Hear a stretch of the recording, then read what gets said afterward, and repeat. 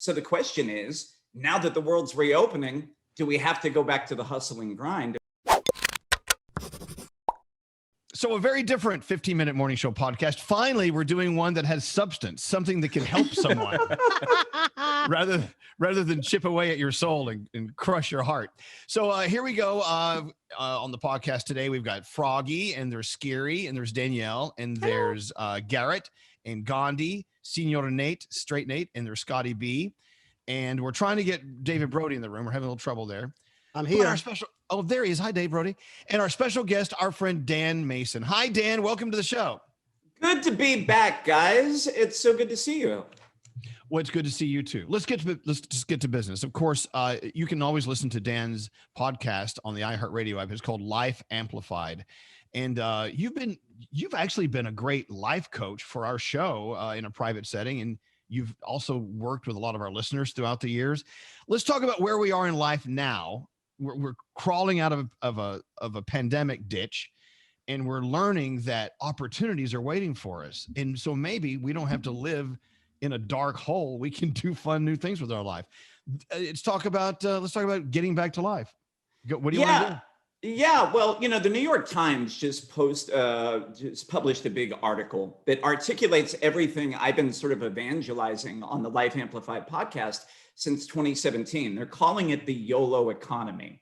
And it's interesting when you think about it, because like a year ago, we were all losing our minds in lockdown, like dying to get back into the office. And now, a year later, there's literally a large segment, tens of millions of people all over the country that are like, if they make me go back to the office, I'm going to quit. So we've really reevaluated our priorities, right? The past year has given us all time to self-reflect. And there's a lot of people who realize that they bought into the biggest lie that I think corporate America has sold us for the past 50 years, which is you got to work your eyeballs out and you got to obtain a certain level of financial security before you're allowed to address your own emotional needs. And over the past year, a lot of people have really taken to the work from home lifestyle. They've liked having time with their kids. They've liked having the autonomy to schedule their day, to not be fighting a long commute into work, and to really protect those boundaries around the things that help their emotional wellness. So the question is, now that the world's reopening, do we have to go back to the hustle and grind? And of course, my big message that I preach to people is absolutely not. It's a perfect time to redesign a new vision for your career and life moving forward. Well, sounds easy. Let's just do it. That. So in your opinion, which is very valued in this room, how do you begin the process? How do you get on that treadmill and start making it go faster and faster? Yeah, I think the number one mindset shift, if anybody is on the ledge, and the YOLO economy right now is about the people who are thinking about, you know what, like according to LinkedIn, 50% of job seekers right now are considering starting their own business or going freelance rather than being, tied to the endless hamster wheel of corporate America.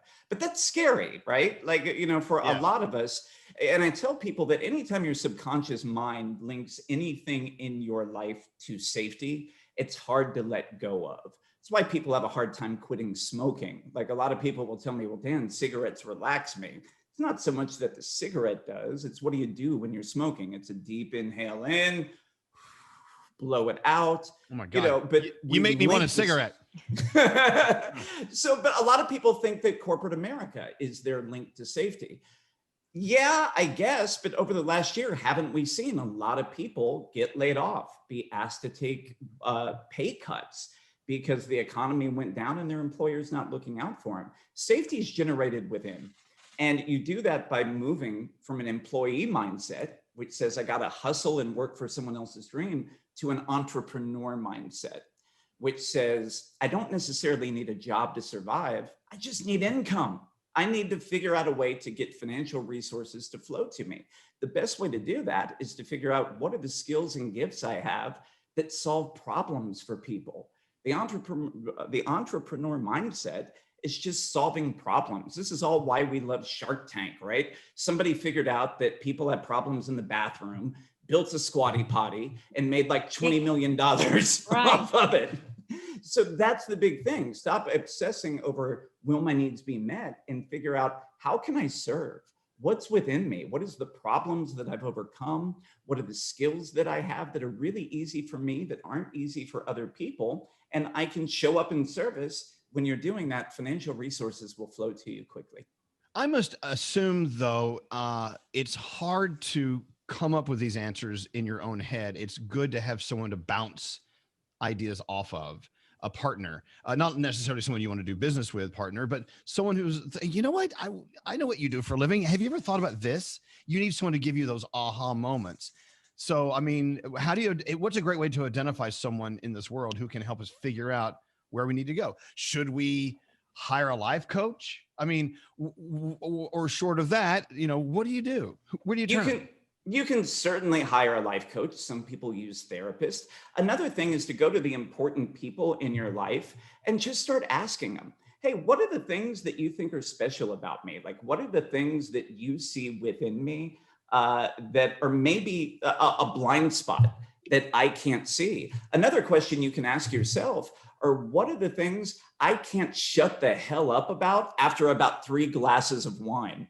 Because those things that are natural to you, that you're passionate about, are usually clues that will lead you in the next right direction. Wow.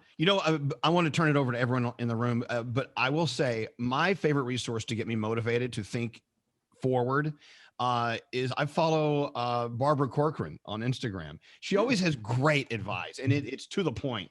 She doesn't screw around with you. And she reminds us, and I think this is a great idea, you need to surround yourself with people who are extremely successful at what they do, more successful than you are, maybe at what they do, rather than how you are with what you do. Surround yourself with those people who aren't stuck. They've already pulled themselves out of the mud, or they've never been in the mud. They can give you great advice. Hey, does anyone have anything to talk to Dan about? This is an excellent thing for everyone watching or listening. I have a question. What's up, Gandhi? Okay, so you were talking about kind of breaking free from corporate America if you can, because it feels safe. And I think one of the big things that feels safe about it is the constant paycheck. So do you have advice for people about finances, like where they can go if they need to start somewhere with money to start their own company, or ways that they can save? Any tips that you have as far as the finance side of that goes? Yeah, I think a lot of people think that I'm just like, pushing people off a cliff and saying, hey, leap and the net will appear. Sure, that was the route that I took.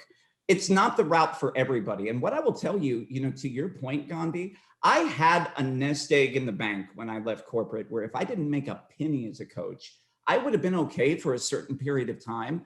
Believe it or not, that was actually a negative for me, because I had so much security in the bank. I wasn't really taking courageous action to fully put myself out there and announce what I was doing with the world. So I had to get down to a point where I hit the oh shit button, when I looked at my finances, to really start taking massive action. But there's multiple ways to get there. Yes, you can quit cold turkey.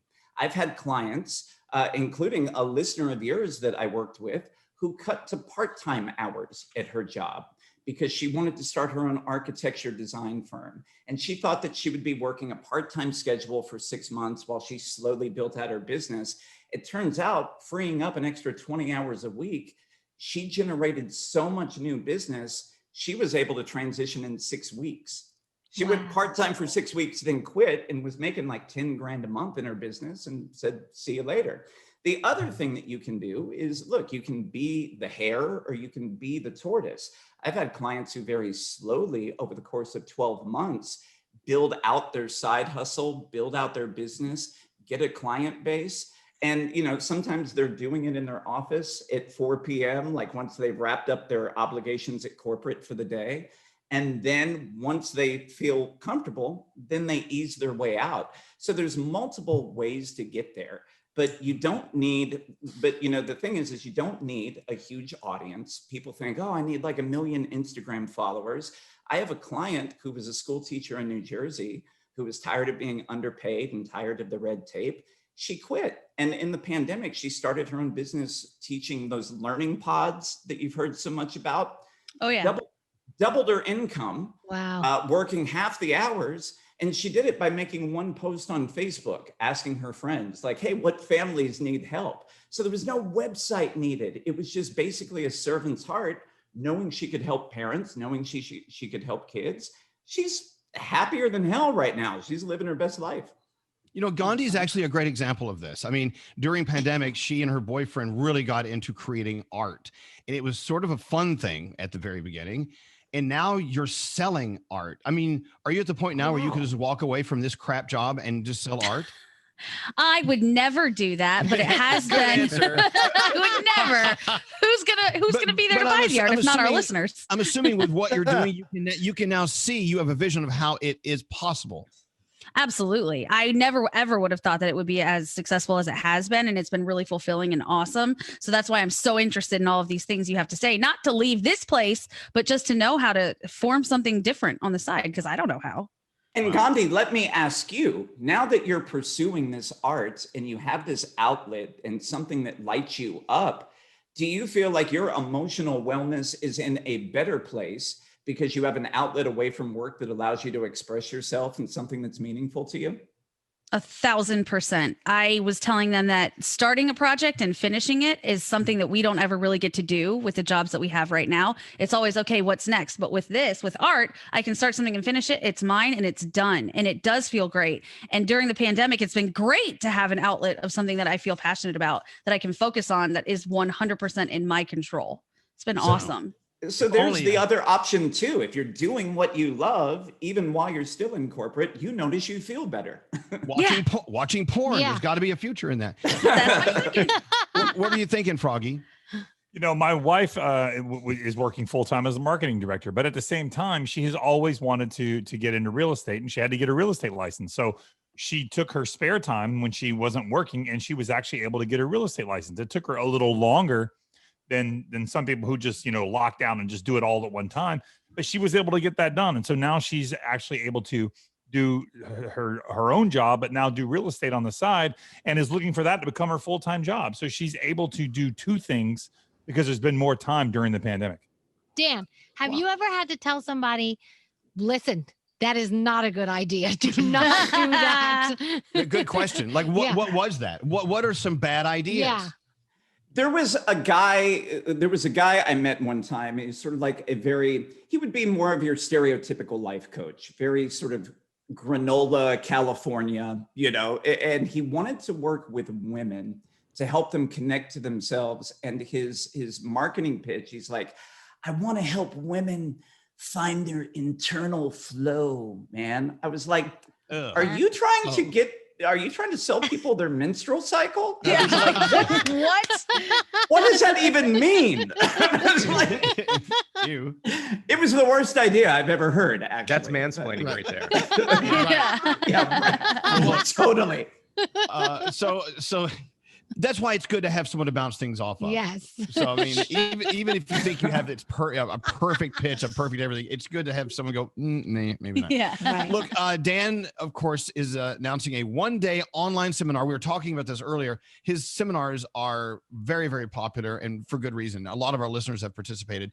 It's a one-day online seminar. It can help you cut ties with corporate, take back your life, create a prosperous second chapter.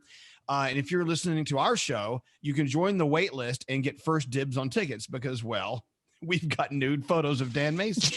Yeah. Absolutely true. I took those in mind when we were in Miami. Don't worry, Dan. Exactly. You found my secret OnlyFans account. I'm so ashamed. It's true. If you want to know more, go to creativesoulcoaching.net. We'll post this on our Elvis Duran Show Instagram to make it very clear if you need to recall later. CreativeSoulCoaching.net. And of course, his Life Amplified podcast is on our iHeartRadio app as well. Look, we could go on and on and on and on because it's fascinating because we are all at a point now, whether we have secure jobs or whether we want to help friends or whatever. We need to know like how this world is going to start unfolding. It's opening up. The flowers are blossoming, and it's time for people to get back to life. And maybe it's a new life, a life they never had a year and a half ago. So I think that's pretty cool. And there you go. Allie is saying we're going to post all this information for Dan in conjunction with the podcast on all social. Yes, we are. So Elvis Duran Show on Instagram. Dan, you're fabulous. Any last closing thoughts? Something to pump us up for the day? Hey, just connect to your internal flow today, Elvis. Honey, May we all connect to our internal flow. I'm 57 years old. I stopped flowing years ago. Anyway, Dan, I love you guys. All right. Thank you. Bye, everyone. Thanks. Bye. Bye. Bye.